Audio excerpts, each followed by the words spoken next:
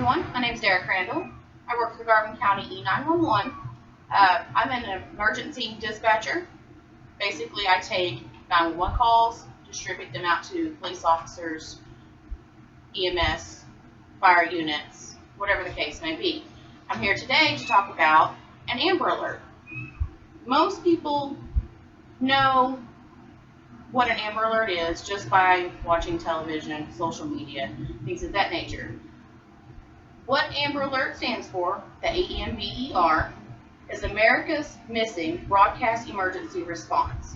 It was created in 1996 in Dallas, Texas, as a legacy to 9-year-old Amber Hagerman, who was abducted and brutally murdered. From there, it went nationwide. How does an Amber Alert work? Law enforcement will determine if a child has been abducted. If this meets the Amber Alert criteria, the law enforcement will notify broadcasters and state transportation officials. Amber Alerts will then interrupt regular programming and are broadcast on radio and television and also on highway signs. Recently, they have also been on our cell phones. I get Amber Alerts on my cell phone, as most everyone I know does. An Amber Alert not only helps save children's lives, it can also serve as a deterrent to those who would prey upon the children. There have been cases where an Amber Alert is issued and the abductor lets the child go for fear of being caught.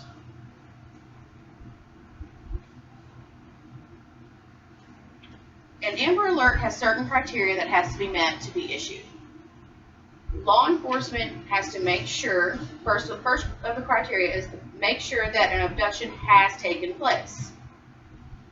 Once they know that, they will then determine if the child is at risk for serious injury and death. Normally, if the abduction happens by a stranger, that is the case, that the child is at risk for injury or death.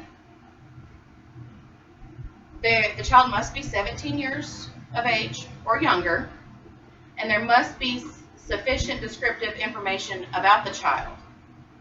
Height, weight, last seen wearing. We want every little detail a parent or any other witness can tell us about the last time they've seen that child. It will only help. They also want descriptive information about the abductor and his vehicle, if at all possible, if that is seen. This will ensure that the public gets the right information and that they can be on the lookout for this abductor and this child. When all of this information is obtained, usually a dispatcher, such as myself, will then go into the FBI's National Crime Information Center computer, which is also known as the NCIC, and we will input all of that information, and that then sends out the Amber Alert. Do all missing children get an Amber Alert?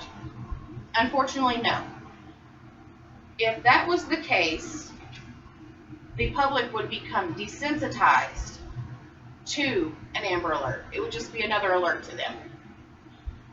Runaway children, or even missing children by a non-custodial parent, as long as there's no danger, an Amber Alert's more than likely not going to be issued.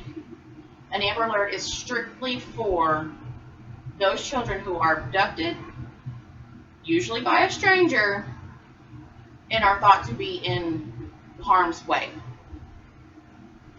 The Amber Alert has been extremely successful.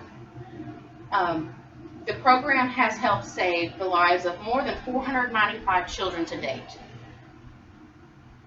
Even if one child was saved because of the Amber Alert, I believe that everything is well worth it.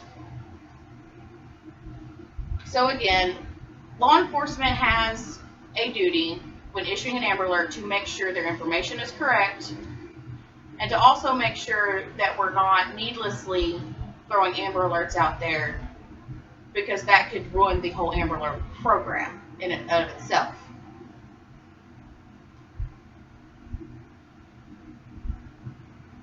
So I just wanted to take this time and opportunity to tell you about the Amber Alert. Most people don't know there is criteria to meet before an Amber Alert could be issued, and they just can't be issued for every single child. But with that, thank you.